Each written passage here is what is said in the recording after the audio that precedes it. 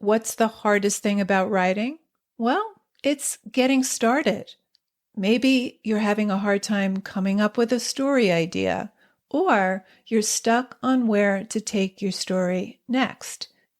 If you want a way into a story or a way through, I have 9 story starters to help you. This free PDF is full of story seeds and prompts to get you going.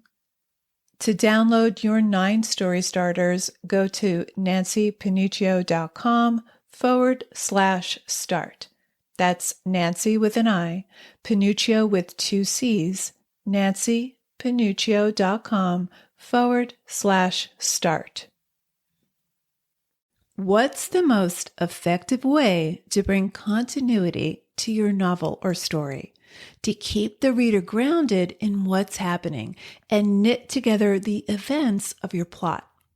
Here's something I learned from Doug Glover. Character thought is the connective tissue that brings your story into a cohesive whole. Character thought is not a form of telling. Character thought is action, and it helps knit together your plot while reminding the reader what happens earlier in the story and giving them a sense of what might happen next. In today's episode, I'm going to give you 3 ways to weave character thought into your scenes. So grab your work in progress and take notes.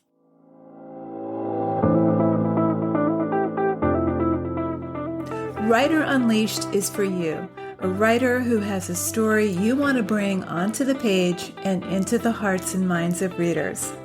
I'm Nancy Panuccio, writer, editor, and writing coach.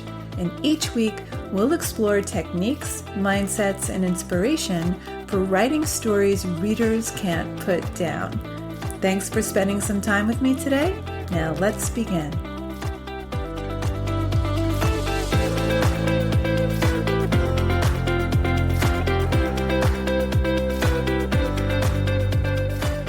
Some writers are afraid to include character thought in their stories because they think it's a way of telling instead of showing. So they focus on the action. But character thought is action, and it's one of the most overlooked elements of scene and plot. So why use character thought? Well, it knits your story together. It gives your story continuity. It's the connective tissue. It connects the plot events together, and it helps your reader understand what's motivating your character through the story. Character thought is more stylized than real thought.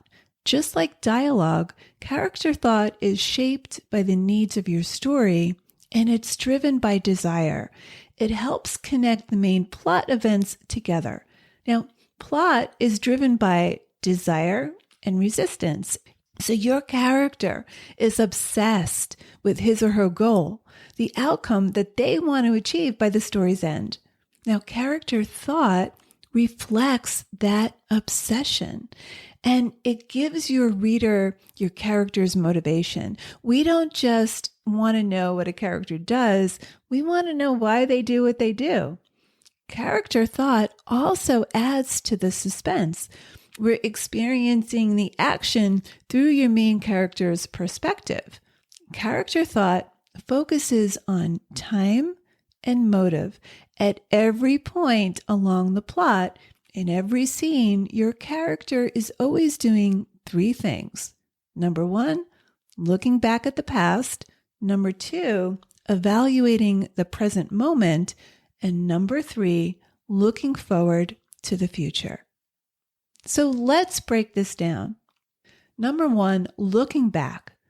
Here, your character is remembering where they've been. They're asking themselves how they got to where they are now. This reminds the reader of the character's past, the significant history, but it also is a constant reminder about earlier events in the story. Don't expect your reader to remember what happened 20, 30, or 50 pages ago, or even what just happened in the previous chapter, or what happened in your opening paragraphs. Here's an example I talked about in episode 66. This story is Joyce Carol Oates' Where Are You Going? Where Have You Been? A quick recap on the story. This story takes place in the 1960s. The protagonist, Connie, is a 15-year-old girl, and she's coming into her own sexuality. She's preoccupied with boys. She's preoccupied with how she looks.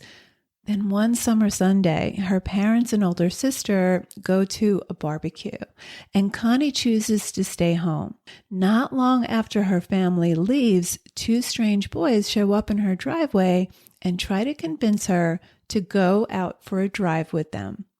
So here she is, home alone, and this is before the boys show up in her driveway. She's laying in the sun. Her eyes are closed. She's feeling the warmth of the sun like caresses of love. And then she slips into the past. Her mind slipped over onto thoughts of the boy she had been with the night before and how nice he had been, how sweet it always was. Not the way someone like June would suppose, but sweet, gentle, the way it was in movies and promised in songs. So this little piece of character thought woven into the action is accomplishing a couple of things here. It's reminding us of earlier events in the story. It's connecting those events to the present. It's also establishing her motive so that when the boys do show up, we understand why she's tempted to get into the car and is even overriding her own intuition for so long. It's establishing her core desire. Now, later in the story, Connie returns to that past moment again when Arnold's friend calls her by name and she asks, "How do you know my name?" And he replies, "I know my Connie," and he wags his finger. Here's her thought. Now she remembered him even better, back at the restaurant, and her cheeks warmed at the thought of how she had sucked in her breath just at the moment she passed him, how she must have looked to him, and he had remembered her. Okay, so she's making the connection between what's happening now in the story and what happened earlier in the story. So number one, characters are looking back. They're wondering, how did I get to where I am now? And number two, characters are evaluating the present. They're thinking, what am I doing? Why am I doing it? Why is that other character doing what he or she is doing? What does it look like? And what does it remind me of? So as the story progresses, Connie observes the two boys and her perceptions keep shifting.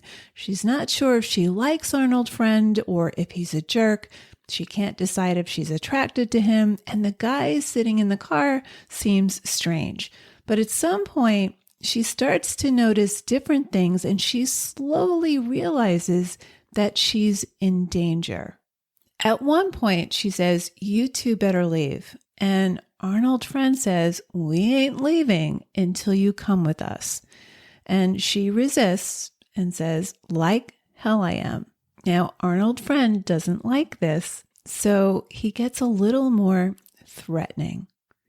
He laughed incredulously. He placed his sunglasses on top of his head carefully, as if he were indeed wearing a wig, and brought the stems down behind his ears.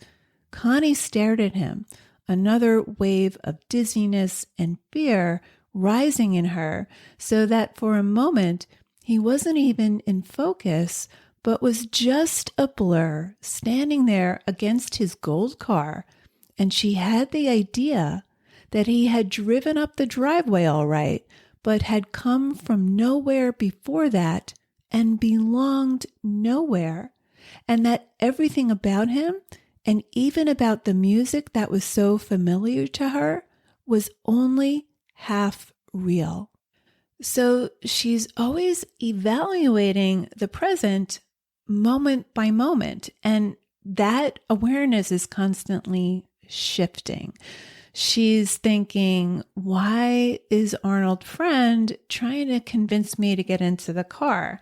And what do I think about Arnold Friend? Is he attractive or is he just a jerk? And why is the guy in the car not looking at me? What does what they're doing look like? What do I think about that? What do they really want from me? What am I doing? So characters are, number one, looking back, and number two, evaluating the present situation. And number three, looking forward. They're thinking, given what's just happened, what do I want to do next? What plan can I make? What do I think that other character over there is going to do next? And how will I react to that? Okay, so towards the end, Connie is desperately trying to save herself. At this point, she realizes that these aren't teenagers, but grown men masquerading as teens. She's desperately thinking of what she can do next. She thinks of calling the police. She even picks up the phone, but there's Arnold Friend at the screen door telling her that if she makes the call, he'll just come into the house. And he tells her to be a good girl and come outside. And here's what she's thinking. She thought, I have got to think. I have got to know what to do. So at this point, she feels cornered and she doesn't think she has a choice. So she ends with this tragic projection about her future. She was hollow with what had been fear, but what was now just an emptiness. All that screaming had blasted it out of her. She sat one leg cramped under her, and deep inside her brain was something like a pinpoint of light that kept going and would not let her relax. She thought, I'm not going to see my mother again. She thought, I'm not going to sleep in my bed again. Her bright green blouse was all wet. So a novel is always making connections with itself through character thought. Thought is the connective tissue. Characters are always connecting events in their own heads. It logically connects one event with the next. And more crucially, it establishes your character's motivation as he or she moves through the plot. This is also a great way to suss out any plot holes. If your character can't logically connect story events, then you may have a plot problem. The good news is that by having your character think his or her way through the story events, you can crystallize your plot. So here's what I want you to do next. Take a story or novel that you've already read. Open up to a random chapter or a random scene. Look for the thought patterns. For example, the chapter opens, then there's a little bit of backfill connecting this chapter to the last one. This might be a summary of events leading up to this point in the story, or it may be a line or two in the middle of the action. Look for how the character is assessing what unfolds in the present and how it shifts moment by moment. You'll also get a clear sense of what the character plans to get out of the coming scene or scenes. Then as the chapter closes, you'll find some reflection on what just happened and a moment of decision or planning. What do I turn to next? Now, these are rhetorical questions that the character is asking. They're implied, but these are ways of tracking character thought. Also, look to see how character thought links to point of view, what the character notices and how that perception changes throughout the scene. Now, go back to something you're working on and see how you can apply this. See how you can weave in character thought into the action. Remember, character thought is action. Character thought focuses on time and motive. Your character is always doing three things. Number one, looking back at the past. Number two, evaluating the present. And number three, looking forward to the future. Thank you so much for listening to today's episode of Writer Unleashed. I'm taking a brief hiatus for Thanksgiving next week, but I'll be back on December 1st with a brand new episode. In the meantime, join us on our free private Facebook group, Writer Unleashed Community.